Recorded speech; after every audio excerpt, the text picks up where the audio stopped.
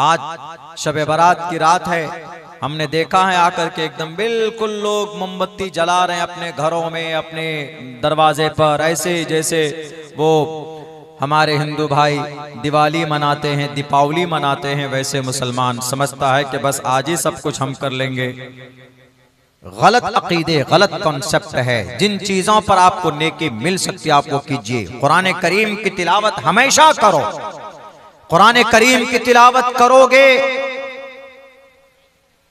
रूह की ताकत, रूह के अंदर तब्दीली आएगी।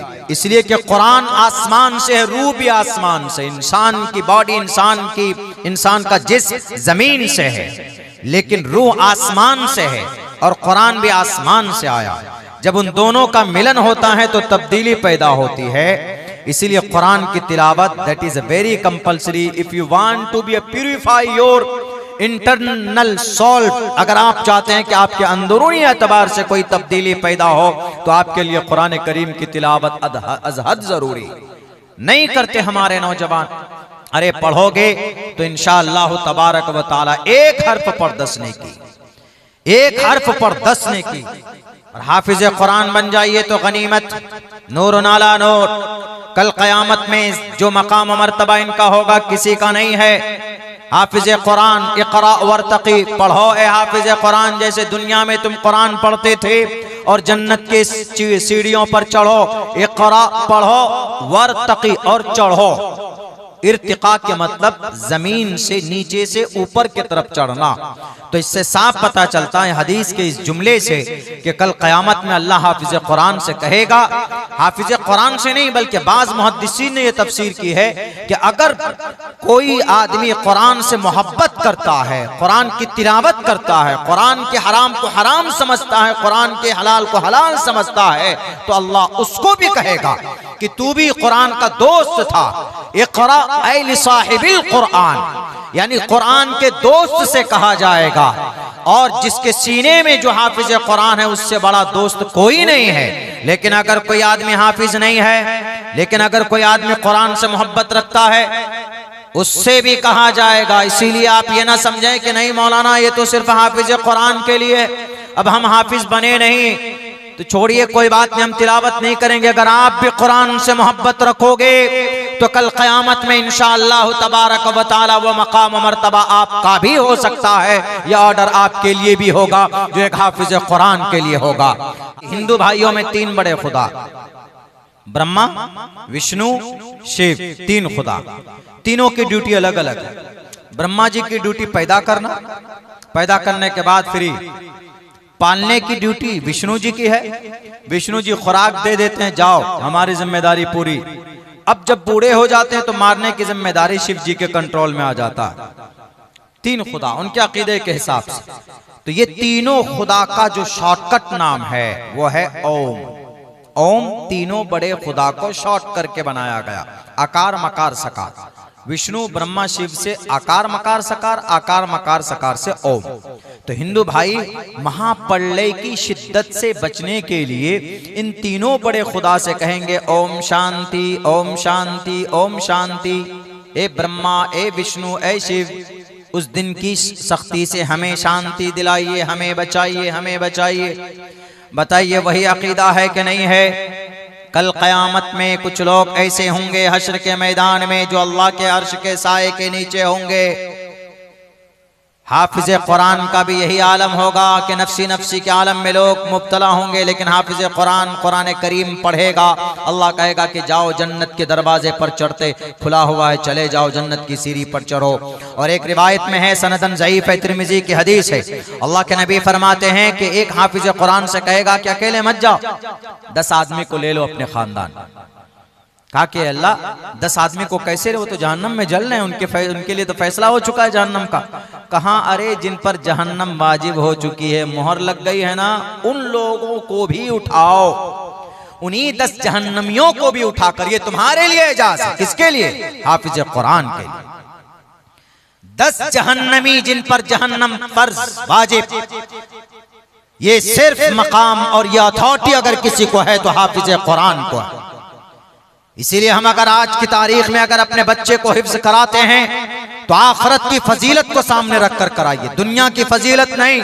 अरे हमारा बच्चा बीपीएससी कैसे पास करेगा, हमारा बच्चा कैसे अच्छी तनख्वाहें कमाएगा, हमारे बच्चा तो बस मस्जिद मदरसा में रह जाएगा। जिस दिन आप अपने बच्चे को मदरसे में डालते हो रज़ाए इलाही के लिए, अल्लाह के कुरान की हिफाजत के लिए, ये अकीदा रख कर करो इंशाअल्लाह तबारक व तआला। जिसके सीने में कुरान होगा वो बच्चा कभी भूखा नहीं मर सकता, और वो बच्चा आपके हक में अगर कल क़यामत में जहन्नम का फैसला होता है तो आपका बेटा जो हाफिज कुरान होगा इंशाअल्लाह आपको पकड़ कर ऐसे दोनों हाथों से जकड़ कर, माँ और बाप को, अपने परिवार, अपने खानदान के 10 आदमी को कहा जाता कि जिसने इस बच्चे को हाफिज कुरान बनाने में चंदा दिया होगा, पैसे खर्च किए होंगे, वो उसको भी उन 10 आदमियों में शुमार किया जाएगा और उसको जन्नत में लेकर जाएगा एक हाफिज कुरान। इसीलिए हर घर में हाफिज कुरान पैदा होना चाहिए। मुसलमानों, अगर आपका 4 बेटा है, 2 बेटा है, तब भी एक को आप हाफिज कुरान बनाइए, दूसरे को मास्टर बनाइए, या आप दोनों को मास्टर बनाइए, लेकिन पहले दोनों का हाफिज कुरान बनाइए। इंशाअल्लाह आपके दुनिया के अंदर भी आपकी इज्जत होगी और आखिरत के अंदर कामयाबी आपके कदम चूमेगी। आप हाफिज कुरान तो बनाइए अपने बच्चों को। आज कुरान से, शरीयत से हम मुसलमानों को इतनी मोहब्बत नहीं है, जिसकी वजह से आज लोग इस्लाम पर, मदरसे पर, मस्जिद पर एतराज करते। आपको पता है उत्तराखंड के अंदर में अभी कुछ दिनों पहले एक इमाम साहब के, एक मौलाना साहब के घर को सील कर दिया गया। उत्तराखंड में ये सब नाटक उधर ही होता। अक्सर जाहिल और अनपढ़ लोग मसनूई जाहिल बनते, यानी जबरदस्ती जाहिल बनते, नहीं जानना चाहते हैं कि शास्त्रों में क्या लिखा। ये नेता अमन परस्ती नहीं ला सकते, नेता लड़ाते हैं, बल्कि अमन परस्ती और एक दूसरे मजहब के ताल्लुक से अगर सम्मान कहीं से होगा तो शास्त्रों से होगा, कुरान से होगा, गीता से होगा। हिंदू भाइयों को यही कहूंगा कि पढ़िए आप अपना गीता, उसके अंदर कहा गया है कि लड़ो मत, झगड़े मत करो, अमन और सुकून से के साथ अपनी जिंदगी गुजारो। अहिंसा सत्यम करो दस्तयाग शांति रपैशुनम दया भूलेश्वलो लोप तवम हीर चापला। झूठ मत बोलो, जुल्म मत करो। और खुदा का कुरान भी यही कहता, खुदा का कुरान ये कहता है कि फसाद मत फैलाया कीजिए जमीन पर। किसी इंसान को बिना किसी बात के मारते हैं तो पूरा गोया पूरी इंसानियत को आप मारते हैं, मर्डर करते, उसका कत्ल करते। मन कतल नफ्सन बिगैरि नफ्सिन व फसादिन फिल अर्ज़ि फकअन्नमा कतल अन्नास जमीआ। शास्त्र के हिसाब से अगर जिंदगी गुजारी जाएगी तो ये दंगे फसादात नहीं होंगे। उनमें अव्वल नंबर पर अगर कोई शास्त्र है, पहले नंबर पर तो खुदा का कुरान करीम। मेरे भाइयों, पता है उस इमाम, उस मौलाना साहब के घर पे उत्तराखंड में 213 या 14 मदरसे सील कर दिए गए। पता है किस वजह से? सिर्फ इसलिए कि कुरान की तालीम होती। वजह यह बताई गई कि कुरान की तालीम होती। क्यों जी? कुरान की तालीम होती तो क्या गुनाह? कुरान की तालीम के लिए तो भारत का संविधान अलाउ करता है ना। अभी हम लोग 26 जनवरी हम लोगों ने मनाया। 26 जनवरी क्यों मनाते हैं? 26 जनवरी इसलिए मनाते हैं, उस दिन देश का संविधान लागू हुआ था। 26 जनवरी को देश आजाद हुआ 15 अगस्त को, लेकिन देश में कानून जो लागू हुआ वो 26 जनवरी 1950 को। ये नॉलेज भी हमें होना चाहिए, हमारे बच्चों को नहीं होता। हमने 26 जनवरी के दिन ही एक जगह पर पूछा, एक तालीमी इदारे में, हम अपने मकतब या मदरसे में हमने पूछा कि आज एक बच्चे से पूछा, उस बच्चे ने कहा कि हजरत आज तो देश आजाद हुआ था। हमने कहा बेटे 15 अगस्त को क्या हुआ था? बोला उस दिन भी हुआ था। हमने कहा अच्छा, डबल आजाद हुआ था। नहीं, हम अपने बच्चों को तारीख का नॉलेज दें कि देश आजाद हुआ कब, देश का संविधान बना कब, और देश को आजादी किसने दिलाई, सबसे पहली जंग कौन लड़ा, अंग्रेज के सामने में सीना तान कर कौन सा तबका खड़ा था, सर पे पगड़ी बांधकर कौन सा तबका लड़ाई कर रहा था, अंग्रेज के सामने में, उनके जजों के सामने में उनसे बहस करने वाले उलमा कौन थे, हमारे बच्चों को बताना बहुत जरूरी है। इसीलिए हिस्ट्री, तारीख हम अपने बच्चों को पढ़ाएं, बताएं। मोटी मोटी बात बता सकते हैं, मकतब हो, मदरसा हो, स्कूल में तो होता ही है, ये सब चीजें पढ़ाने की है। तो 26 जनवरी 1950 को देश का कानून बना। देश का कानून बनाने वाले कौन लोग थे? 7 आदमी थे। उनका सबसे बड़ा हेड सदर का नाम डॉक्टर भीमराव अंबेडकर। 2 साल 11 महीने में देश का संविधान तैयार किया गया। 350 दफात बने। पार्लियामेंट के अंदर बहस हुई और पार्लियामेंट के और इसी देश के संविधान में लिखा है आर्टिकल नंबर 14 में, इक्वालिटी बिफोर लॉ और the equal protection of the laws within the territory of India. Bharat के अंदर हिंदू, मुसलमान, क्रिश्चियन, जैन, बौद्ध सब बराबर है। आर्टिकल नंबर 15 के अंदर बताया गया कि prohibition of discrimination on grounds of religion. धर्म के नाम पर, टोपी और दाढ़ी के नाम पर बांटना गलत है, नहीं बांट सकते कि ये मुसलमान है इसके लिए अलग कानून होगा, ये क्रिश्चियन है इसके लिए अलग कानून होगा, ये भगवाधारी है तो इसके लिए अलग कानून होगा। आर्टिकल नंबर 15, अगर आपको टोपी के नाम पर, दाढ़ी के नाम पर अगर आपका मॉब लिंचिंग किया जाता है तो आर्टिकल नंबर 21 के अंदर कहा गया protection of our life and personal liberty, हमारी जान की रक्षा करना पुलिस वालों की जिम्मेदारी है। मगर आज पुलिस वाले खुद जल्लाद बनते चले जा रहे हैं। आज पुलिस वाले अपनी वर्दी का नापाक इस्तेमाल करते हैं, अपनी ताकत का गैर जायज इस्तेमाल करने लगे।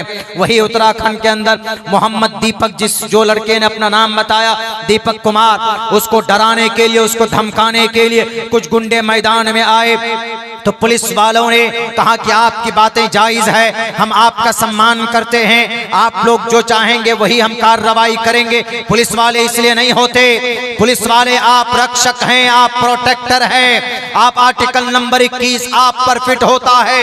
एक एक भारतीय की जान की रक्षा करना आपकी बड़ी जिम्मेदारी है। आप अगर किसी गुंडों को देखो तो उनकी शक्ल पहचानते हो तो नाम से उनके ऊपर FIR दर्ज करो और पूरी ईमानदारी के साथ डायरी लिख करके भेजो। अब वहां पर उत्तराखंड के कोर्ट ने कोई संज्ञान में कुछ नहीं लिया, इसलिए कि FIR जो दर्ज किया गया उसमें अज्ञात लोगों ने वो बेचारा 70 साल बूढ़े बाबा के दुकान में पहुंचे। अज्ञात लोग हैं, उनकी शक्लें मौजूद हैं और उनके नारे मौजूद हैं, सोशल मीडिया के अंदर में उनके गाली गलौज वाले भाषण मौजूद हैं। ये सरपरस्ती किसकी हो रही? पुलिस वालों की हो रही। कुछ पुलिस वाले वर्दी के अंदर में गुंडा बने हुए हैं, वरना आपसे उम्मीदें होती है हमारी जान की रक्षा कौन करेगा? देश के प्रशासन, हमारे मुल्क के पुलिस वाले करेंगे। लेकिन अगर आप बेईमान हो जाएंगे, अगर आप ही मजहब और धर्म के नाम पर काम करेंगे तो फिर देश का संविधान कहां से रहा? आर्टिकल नंबर 21 का क्या मतलब रहेगा जिसके अंदर कहा गया प्रोटेक्शन ऑफ आवर लाइफ, हमारी जिंदगी की रक्षा करना पुलिस वालों की जिम्मेदारी। अगर किसी बेटी की इज्जत लूटी गई पटना में तो वहां की मैडम सच्चों को फौरन सुओ मोटो के तहत 0 FIR दर्ज करते और फिर उन मुजरिमों को पकड़ा जाता। 3 दिन के बाद उनके हॉस्टल में पहुंचते हैं, उस बेटी की इज्जत लूटी जाती है और फिर उसको मौत के घाट उतार दिया जाता। आज तक वो मुजरिम नहीं पकड़े गए, आज तक वो रेपिस्ट नहीं पकड़े गए, आज तक वो लुटेरे नहीं पकड़े गए। इसीलिए कहते हैं कि कुरान को नाफिज करो, इंशाअल्लाह 1 साल के अंदर जो अभी 1 महीने में 45 बच्ची का रेप होता है, 45 मिनट में एक भी बच्ची का रेप नहीं होगा अगर खुदा का कुरान के हिसाब से अगर फैसला होगा। खुदा के कुरान में क्या कहा है? जिना के ताल्लुक से कहा गया अज़्ज़ानियतु वज़्ज़ानी फ़ज्लिदू कुल्ल वाहिदिन मिनहुमा, जिना करने वाले मर्द और जिना करने वाली औरतें, अगर जिना करने वाला रेपिस्ट पकड़ा जाता है, जिना साबित हो जाता है तो बरसरेआम लटकाओ, उसको कमर तक खोद कर धंसा दो जमीन में और इतने पत्थर बरसाओ कि उसका सर फटेगा, उसका भेजा बाहर निकलेगा और उसका खून का फव्वारा निकलेगा। और फिर ये सजा किसी घर में नहीं होनी चाहिए। खुदा का कुरान कहता है वलियशद अज़ाबहुमा ताइफतुम मिनल मोमिनीन, एक झुंड में सजा होनी चाहिए ताकि पूरी दुनिया के उन शैतानों को पता चले जो समाज की बेटी की इज्जत लूटते और फिर उन्हें मौत के घाट उतार देते। उनको डर पैदा हो, उनके खून के अंदर वो जो गर्मी है, जो जिना करने की, जो अय्याशी की गर्मी है, वो ठंडा पड़ जाए। और खुदा का कुरान कहता है वला ताखुजुकुम बिहिमा राफतुन फी दीनिल्लाह, ऐसा नहीं है कि अगर कोई मंत्री का बेटा है तो उसको छोड़ दो, अगर कोई मिनिस्टर का बेटा है तो उसको छोड़ दो कि नहीं जनाब ये मंत्री का बेटा है। इसलिए हमारे जज साहब भी परेशान में आ गए, अरे ये तो मिनिस्टर का बेटा है, ये तो मंत्रालय से इनका रिश्ता है, ये तो विधायक का बेटा है, ये तो MP साहब का भांजा है, इसलिए इस पर कार्रवाई नहीं होना चाहिए। खुदा का कुरान कहता नहीं, वला तअखुजुकुम बिहिमा राफतुन फी दीनिल्लाह, कोई कंप्लेन नहीं, कोई रियायत नहीं, अल्लाह की शरीयत में सब बराबर है। उमर फारूक के बेटे ने शराब पी थी, अमर बिन आस ने मुल्के मिस्र के अंदर उनको एक कमरे के अंदर में हाथ लगाई थी, सजा दी थी। हजरत उमर फारूक को पता चला तो अमर बिन आस को कहा कि तुमने गलत किया। कहा कि अमीरुल मोमिनीन आपका बेटा था। कहा मेरा बेटा हो या कोई भी हो, शरीयत की सजा में, शरीयत के हुक्म में सब के सब बराबर है, इक्वल है। इस्लाम के अंदर इक्वालिटी है, लेकिन हमारे देश के अंदर जो संविधान में इक्वालिटी है उसको आज पारा पारा करके रख दिया गया। इसीलिए हम कहते हैं कि कुरान से बेहतर दुनिया के अंदर कोई निजाम नहीं, कुरान से बेहतर कोई सिस्टम नहीं। तो ये 26 जनवरी को जो देश का संविधान लागू हुआ, उसी देश के संविधान के आर्टिकल नंबर 25 में क्या कहा? Freedom of conscience and free profession practice propagation of the religion. आप अपनी इच्छा से, मैं बहुत आसान लफ्जों में तर्जमा करता हूं, वरना एक एक लफ्ज का तर्जमा करूं तो डिफिकल्ट होगा समझने में, मैं अपने हिसाब से तर्जमा करता हूं। आर्टिकल नंबर 25 में कहा कि हर आदमी को अपने अपने पसंद के मजहब के बारे में अमल करने, अकीदा रखने की आजादी, सोचने की आजादी, अपने मजहब की तबलीग की आजादी, इसमें लिखा भारत के संविधान में। ये जो मदरसा आप चला रहे हैं, इस मदरसे को मिस्टर नीतीश कुमार आकर कल कहे कि बुलडोजर चला दो, क्यों? कुरान की तालीम होती है और इस कुरान में जिहाद है, नहीं कर सकता। क्यों? Article number 30, all minorities whether based on religion shall have the right to establish and administer educational institutions of their choice। Her minority को, मुस्लिम, दलित, क्रिश्चियन, जैन, बौद्ध, इन सबको अपने अपने ग्रंथ की तालीम और अपने अपने पसंदीदा मजहबी जुबान की तालीम के लिए वो लोग अपना इदारा बना सकते हैं। Article number 30। लेकिन उत्तराखंड में क्या कहा गया कि नहीं चला सकते आप मदरसा। क्यों जी जनाब? मदरसे में कुरान की तालीम होती है और कुरान में जिहाद। 213 मदरसे बंद किए गए। आपके बिहार में भी तैयारी चल रही, आहिस्ते आहिस्ते आहिस्ते फिरका परस्त ताकतें कदम बढ़ा रहे हैं, और उनमें से हमारे ही कुछ मीर जाफर, मीर सादिक के लोग उनको कुर्सी पर बैठाने के लिए मेहनत भी कर रहे हैं।